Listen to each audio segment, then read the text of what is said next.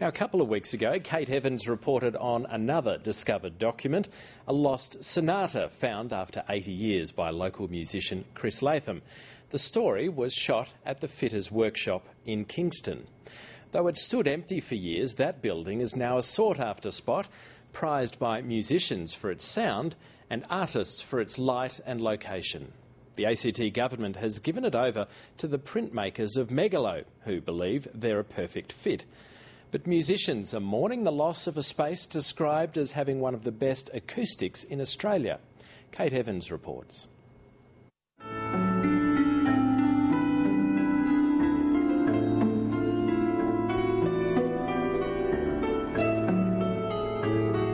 The moment you make music in it, it's like the best. It's like sort of a modern industrial cathedral, if you want. It's a temple of music.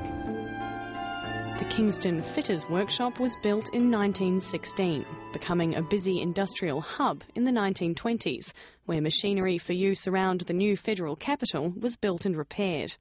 Quite by chance, it's also a musical miracle. Sydney conductor Roland Peelman was one of the first people to experience its incredible acoustic when he was shown the space 2 years ago by the man who discovered it, Canberra International Music Festival director Chris Latham. He got someone to open it up for us, and he sang a few notes and I sang a few notes, and we both fell in love with the space. Since then, the Fitters Workshop has been used as a performance space by the festival, showcasing music like this bowed piano ensemble from Colorado.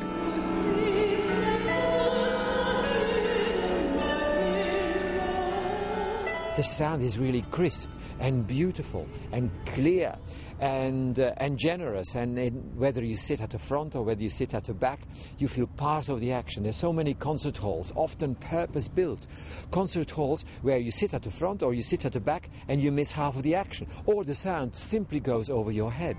Here in this space, the sound is all enveloping and it really goes into everyone's ears, and that's wonderful, that's magical, it's rare.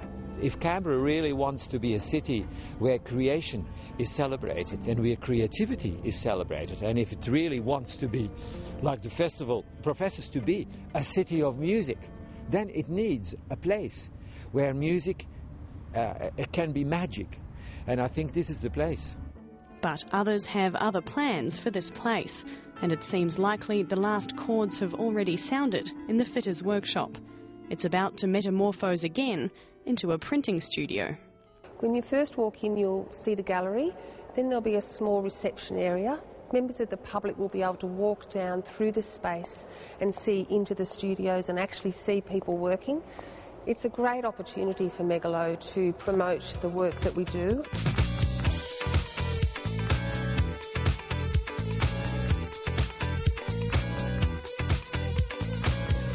Megalo Print Studio put in a bid for the workshop in 2008, before its musical potential was discovered.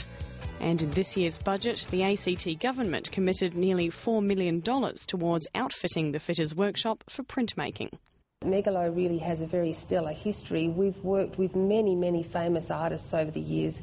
But not only that, we work with community groups, with children, outreach. We run mentorships and internships, and it would be wonderful if the whole of Canberra knew that we existed, and they'll know that we exist when we're down at the Fitters Workshop. Our premises in Watson, we've got fantastic studios here, but unfortunately we don't have a high profile. Lots of people, you have to make an effort to actually come and visit Megalo, and also when you come in, you can't actually see into the studios. So even when you do visit us, you don't necessarily know what's happening here. We're really looking forward to having a world-class printmaking facility in the Fitters Workshop, and the unique qualities of the building really would suit that, enable that to occur. The physical space of the building is a light-filled, airy space that is just perfect for printmaking. We just need that pure light and open space. There's a whole sort of precinct of operations that happen in that southern Canberra region, and Megalo's really looking forward to being part of that, because it just builds up a whole nexus of activity that is really exciting and will be world standard. Megalo says its design won't alter the heritage-listed building's high ceilings, and the dirtier aspects of printing will happen in an extension built to the east. But while the musicians and artists have discussed ways the space could be shared, it won't be feasible to empty the room for concerts. No, I think our presses are a little bit heavy. We can't move the presses, no. Musicians would certainly be welcome to use our gallery space for concerts. Of course, it wouldn't be as big as the whole building, but it would still be a very intimate, beautiful space.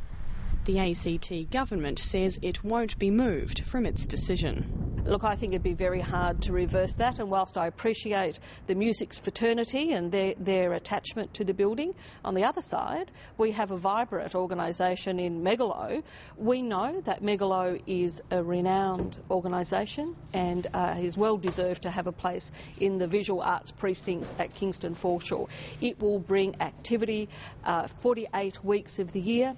It's sad when I talk as a musician, I think it would be a sad thing because I know what we have heard. But I think the government's made the right decision. The building's going to have active use every day in keeping with its heritage, and I think Megalo is really a perfect fit for the building.